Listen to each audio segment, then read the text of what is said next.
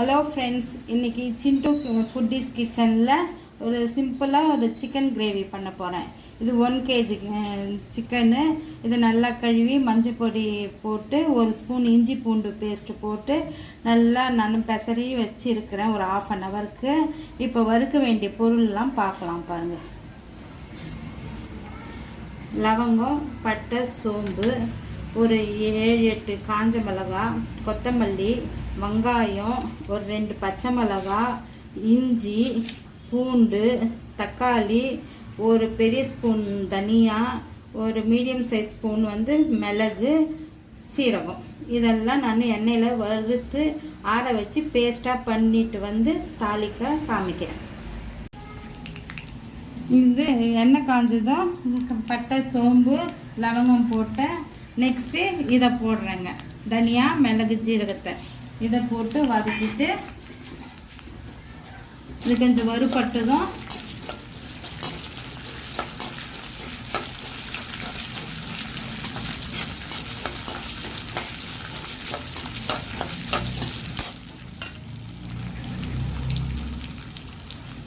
இஞ்சி போடுறேன். அப்புறமா பூண்டு, ஒரு 2 பச்சை மிளகாய், இதெல்லாம் போட்டு நல்லா வதக்கலாம். இப்போ 2 வெங்காயம் கட் பண்ணி வச்சுருக்கேன், அதை சேர்த்துக்கலாம். சேர்த்துக்கின்னு இந்த கொத்தமல்லி சேர்த்துக்கலாம். இந்த காஞ்ச மிளகாவை இப்போ சேர்த்துக்கலாம். முன்னாடியே சேர்த்தா கருப்பாக வந்துடும். அதனால இப்போ சேர்த்தோம்னா கொஞ்சம் ரெட்டிஷ் கலர் வரும்.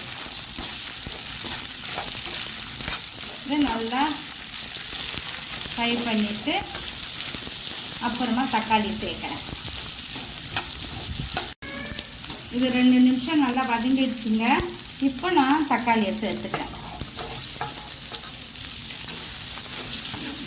தக்காளி நல்லா சுருங்கி வர மாதிரி வதங்கலாம்.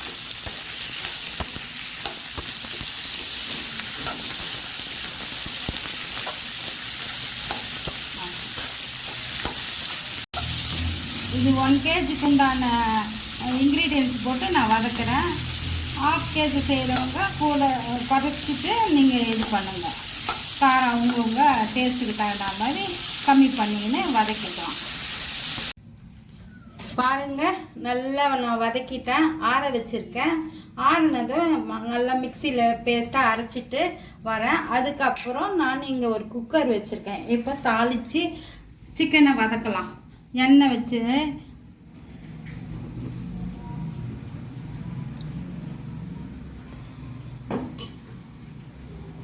குக்கர் சூடு ஏறட்டும். நம்ம தாளிச்சிட்டு சிக்கனை வதக்கலாம். பாருங்கள், எண்ணெய் ஊற்றிருக்கேன். எண்ணெய் காஞ்சிடுத்து. இப்போ இந்த கருவேப்பிலை மட்டும் தான் போடுறேன், வேறு எதுவும் வேணாம். எல்லாம் போட்டு நம்ம வதக்கிட்டோம். கருவேப்பிலையை போட்டுட்டு இதை நம்ம போட்டு வதக்கலாம் கொஞ்சம்.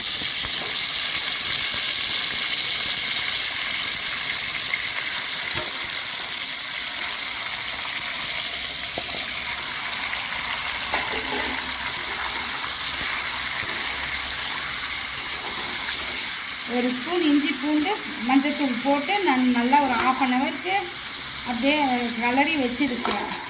அதை தான் இப்போ எண்ணெயில் போட்டு வதக்கிட்டு இருக்கேன். அந்த பேஸ்ட் ரெடி ஆகி வர வரைக்கும் இது எண்ணெயில் வதங்கும். பாருங்கள், இது பேஸ்ட் போல் அரைச்சி எடுத்துகிட்டு வந்துட்டேங்க. அங்கே அது சிக்கன் வதங்கிட்டு இருக்கு. இப்போ அதை சேர்த்துடலாம். வாங்க, இதில் சேர்த்துடலாம்.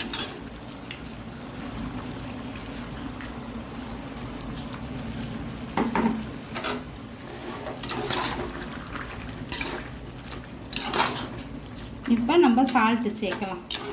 இதுக்கு தேவையான சால்ட்டு சேர்த்து எப்படி இருக்குன்னு பார்த்துட்டு உங்களுக்கு நான் லாக் போடுறதும் சொல்கிறேன். சால்ட்டு போடுறேன் பாருங்கள். போட்டுட்டு கலந்துட்டு டேஸ்ட்டு பார்த்துட்டு கூட குறைச்சி இருக்குதான்னு பார்க்கலாம்.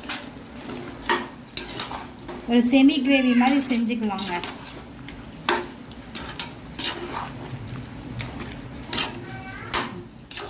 எந்த பவுடரும் போடலங்க, எல்லாம் நம்ம வதக்கி அரைச்சோம் பாருங்கள். அந்த உப்பு காரம் தாங்க. எந்த பவுடரும் நான் மஞ்சப்பொடியை தவிர வேறு எதுவுமே நான் பவுட்ரு சேர்க்கலை. இப்போ மூடி நம்ம விசில் விடலாம்.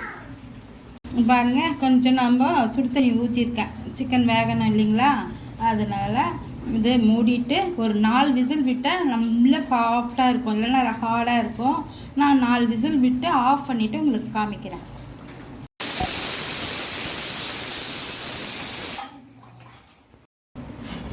பாருங்கள், 4 விசில் முடிஞ்சது, நான் எடுத்தேன். இப்போ கொத்தமல்லி போட்டுட்டு வேறு பாத்திரத்தில் மாற்றிட்டு உங்களுக்கு காமிக்கிறேன். பாருங்கள், நல்லா வந்திருக்குது.